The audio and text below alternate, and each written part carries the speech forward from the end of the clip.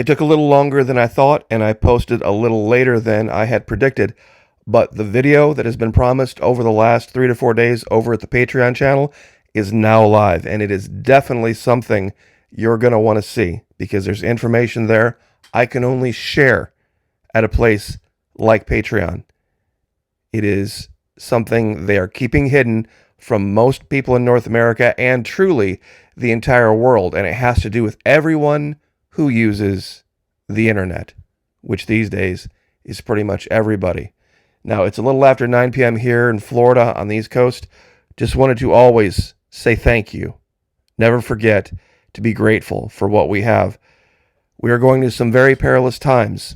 This is a common theme here on YouTube these days, but I always want to stop and say thank you to everyone who showed up here, supports the channel, comments, engages, shares the video. That's a big deal.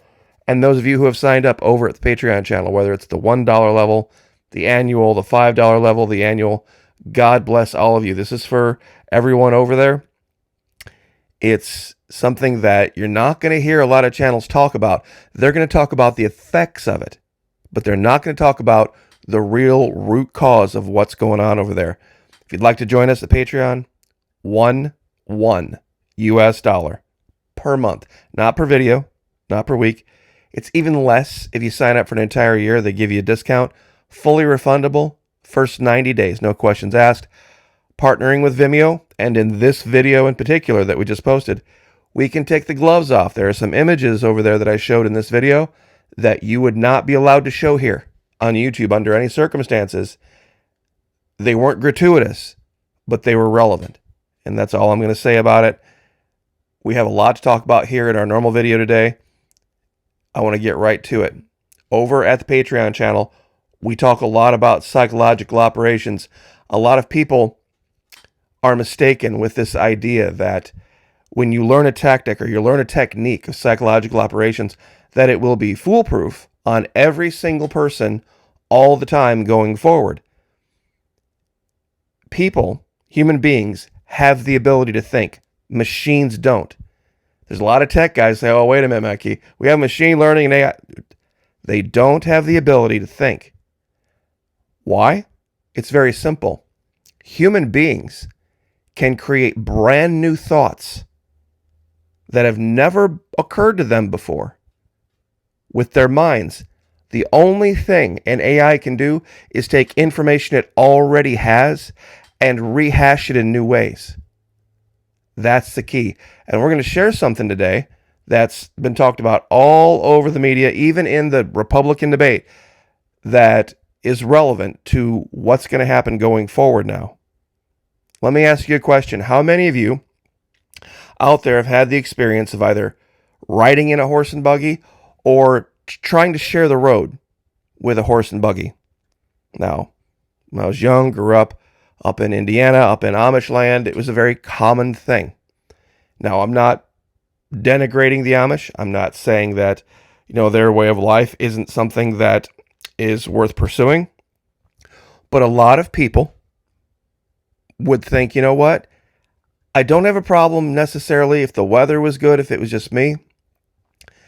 But for safety reasons for my kids, I think I'm going to keep our car. I'm going to keep our SUV. I'm going to keep our truck. Because you never know. You never know. And while I don't necessarily think that it's overly dangerous, it's much safer. Pay attention. It's much safer to drive in a modern vehicle. Because you just don't know what's going to happen out there on a road. Even in a modern vehicle, sometimes it's not safe. But I would sure hate to be in one of these if something bad happened. Okay? Now, we have the right as Americans to decide our own level of risk. Do we not? The things that we are and the things that we are not afraid of. That's part of having your own agency. Now, who has seen very, very popular video floating around on all the different sites here at YouTube and other video sites all over the place? Very cute little video of a mother and a grandmother and a little toddler baby girl. And they're up on a deck and there's a railing. and slats, and they're taking video, and there's this little bear cub that comes ambling up toward the deck. Now the little girl wants to go over and reach through the railing and pet the dog. She wants to pet what she thinks is just a dog. Well, of course, grandma grabs her and snatches her up, and the little girl's kind of sad. Now, how many of you, quick poll, would let your toddler go amble up to a bear cub and pet it? Not if you had half a brain. Not if you had the sense God gave a gnat, you wouldn't. Now, some might say, Florida Maquis, that's an irrational fear, really? That's an irrational fear. Why are you an ursinophobe? I think that's what they call people who are afraid of bears. Well, it doesn't make you necessarily irrational, does it? Bears are dangerous. Now, ready for the real statistics? Black bears have killed 67 people across North America since 1900 in 123 years. What is that, a 1 every 2 years? So some might be able to say, Florida Maquis, your fear of black bears is irrational. Really?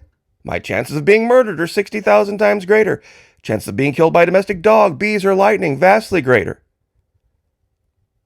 Would you teach your kids that? Would you teach your kids that? Would you teach your kids that it is more safe for you to go up and pet a wild bear than it is a domestic dog? No, of course not. How stupid would you have to be? You see one of these in the wild, you walk the other way. These things are 5 times, 6 times strong as the strongest dog you'll ever put up against one. They'll knock a dog ass over apple carts. And that's just a black bear, not brown bears or grizzlies. And they have a sense of smell 10 times greater.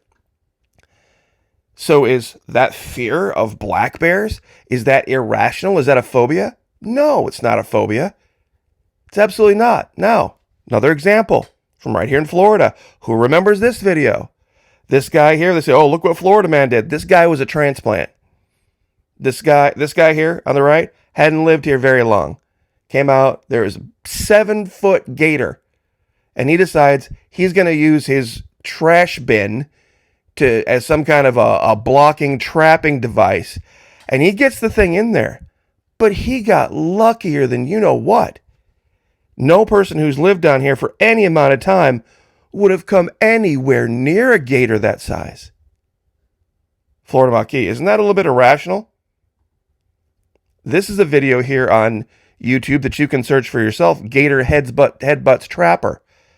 Now this is a professional trapper that has a gator the same size, head wrapped up, feet tied behind his back legs tied, professional trapper, and he's got himself and 3 police officers for backup. He's got it all tied up, and all they got to do is lift it into the back of the truck. That's it. So they get together, and I can't play the video for copyright reasons, and everybody gets a handle, and this thing reaches over and just slings its head and hits the trapper, and he is out like a light, and the 3 cops bolt. Man, 79, this is this year, July 14th, attacked by nearly 7-foot alligator during an early morning walk. Now, what are the real statistics? Last 10 years, 8 fatal bites per year in Florida. 22 million people, 8 bites. Is our fear of alligators, is that irrational given the numbers? Given the numbers, no, of course not. You wouldn't teach your kids to go anywhere near a big one, a little one, or even near the water in the evenings. That would be silly, even though the numbers show your chances of having something like this happen to you are vanishingly small. Okay, now stay with me. I know this, like, what does this have to do with anything, Maquis? Last example. See this? What kind of snake is this? See, this is just a harmless diamondback water snake. It's not venomous. Now look at that snake. And look at that snake. That, my friends, is a cottonmouth. That will kill you. Look at that snake. And look at that snake. You going to take a chance out in the wild? You're going to reach down and grab one? You say, oh, that's just a harmless water snake. And you'll be able to tell through the water the difference between this snake and this snake. Don't tell me you could, or you would take the chance. Why? What's the risk? See this? Harmless Florida pine snake. Diamondback rattler. In a big pile of leaves with all sorts of things around it, are you going to take a chance? Tell your kids, oh yeah, just look, one's a little bit more gold than the other and the pattern's a little different. You going to tell your kids to go handling insects, snakes, gators, or bears? Even though the chances of them dying at the hands of one is exceedingly rare. This is the most important point I'm trying to make here. You would tell your kids it's a good thing for you to give these animals a wide berth and have a healthy fear of them. Now, facts first. Facts first. The American Psychological Association defines fear as a rational reaction to a potentially dangerous event or object. Fear, for example, may prompt you to take cover during a severe storm or flee from a dangerous animal. Phobias, however, are irrational fears triggered by either specific or general events. So what's the real key here? Rational fears where there is a real, imminent, provable threat. Bears, snakes, spiders, there's a real threat. See, there's no such thing as arachnophobia. You know why? Phobia means irrational fear. It's incredibly smart of you not to go handling random 8-legged creatures out in the wild that you don't know nothing about. And if you see one, to go the other way. That's good thinking. That's using your noggin. Mesophobia, fear of germs and dirt. You mean the idea of getting sick? Imagine that. Agoraphobia, fear of being alone or in situations when escape could be difficult, especially these days. That's not a phobia. That's just using good common sense. Ophidiophobia, fear of snakes. There's no such thing as these phobias. Phobia means irrational. If you can clearly demonstrate a logical, and this isn't my definition, facts first, all you liberals out there ready to demonetize and shut down my video, facts first. Where there is a real and imminent threat, it is a rational fear. A phobia is an irrational fear. American Psychological Association. Now, all that having been said, you're going to go pick this guy up? Oh, look at his pretty colors. You going to guess? Is it poisonous? Is it not? Now let's do this. Is this a rational or irrational fear? Is it rational to be afraid? Well, let's see. List of Islamophobia. List of Islamist terrorist attacks. Between 1979 and May of 2021, not including the last couple of years, 48,035 Islamist terrorist attacks, causing the deaths of 210,000 people.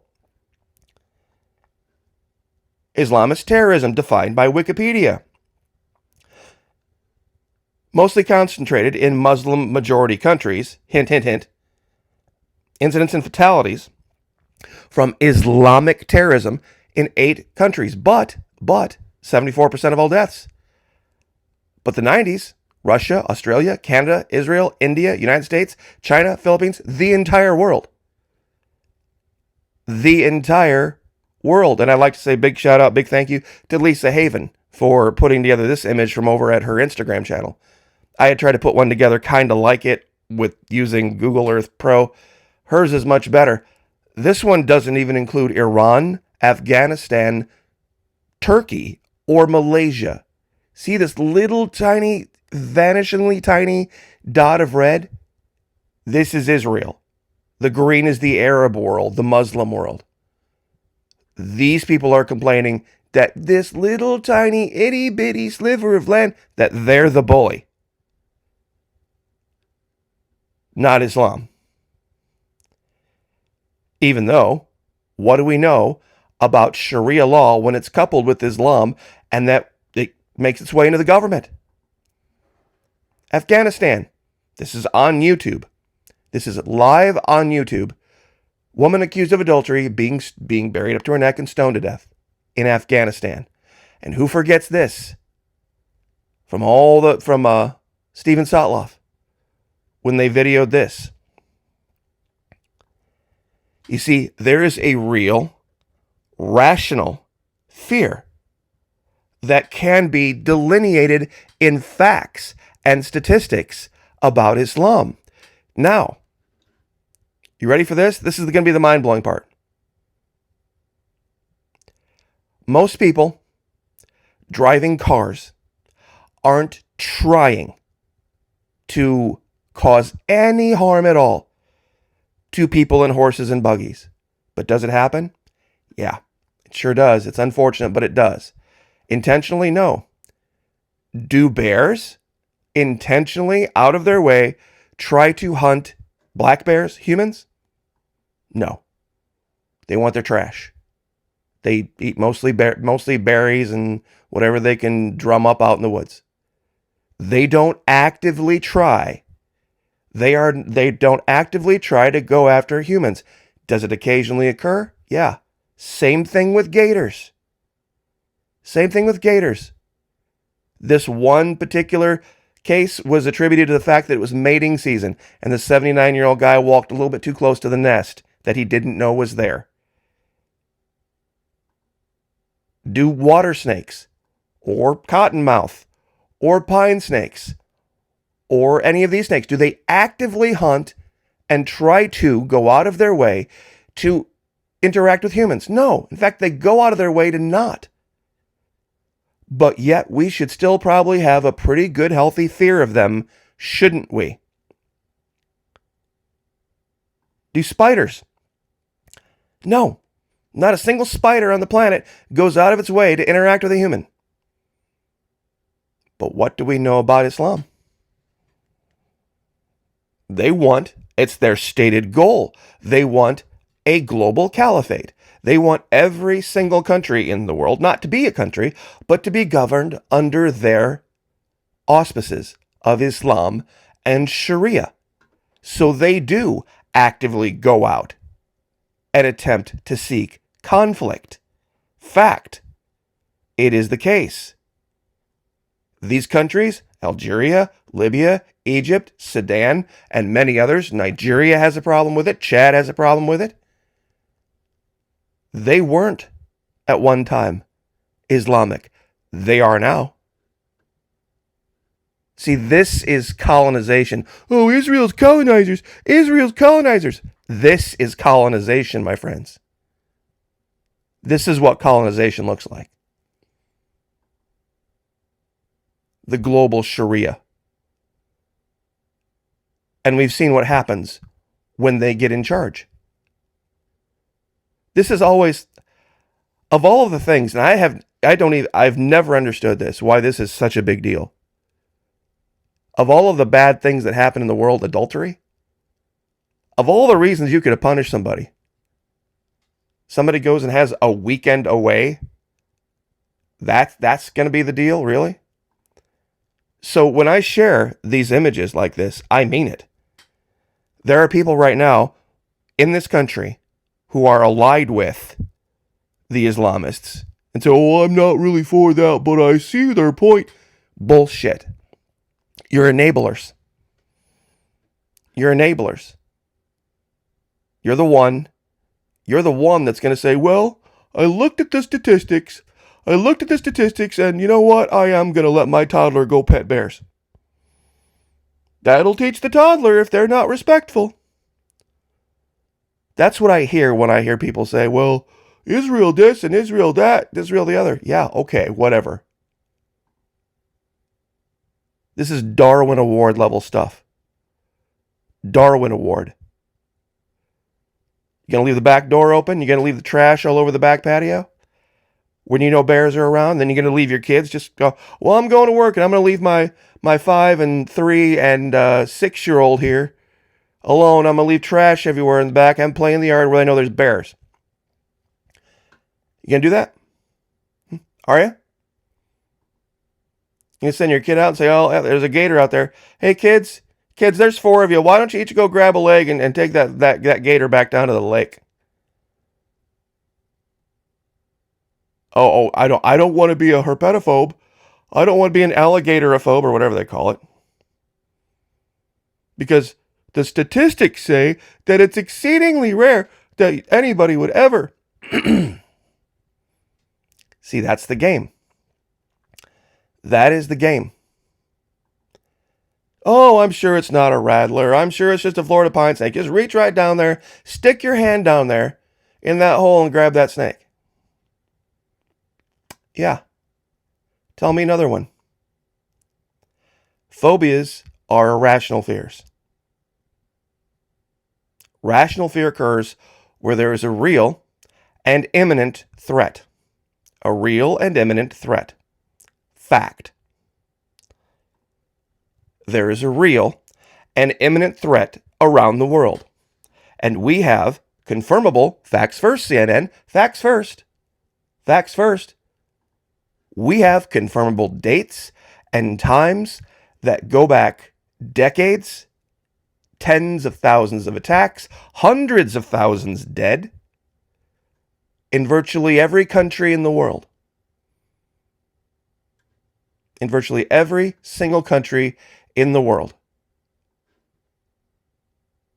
And I'll say it again. Are most black bears peaceful? Yeah. Sure are. Most days, nobody has any kind of a negative encounter with a black bear. Most of the time that's true. But what do we know? Do black bears hunt humans? No. You gonna go out and live in the woods with them? No. You're not. Because believe me, if the entire bear community decided we're sick of humans and we're going to go create our own bear religion and then we're going to go start killing people, we have a problem on our hands for a minute. And all the people say, oh, well, respect the wildlife. You know, we impinged upon their forest. Silliness. It's just absolute silliness. So anyway, I'll leave it here. And I'd love to hear the discussion about your kids. Would you let her go pet it? Would you set that example? No. I can't imagine. I want to hear the argument. I want to hear somebody make the argument about letting your kids go grab snakes, go grab spiders. Known things that could cause harm. And then try to tell me there's any difference. We know Islam causes harm. How do we know this? We look at the countries where it's in charge. Look at Saudi Arabia. We look at Iran. We look at Malaysia. We look at Afghanistan. And what do we see? Do we see civilization? Do we see civilized society? No, we don't. We don't go live in the bear's world. The bear doesn't come live in ours. I'll leave it there. Once again, over at Patreon, brand new video. Would love to have you over there. It's only $1. Only $1 a month. That's it. Makes a huge difference. It makes a huge difference in my life. God bless every single one of you. Pray for me. Pray for you. Pray for the Patriot Nurse, of course. Lift each other up. God bless. Like, share, subscribe, and we'll see you guys next time.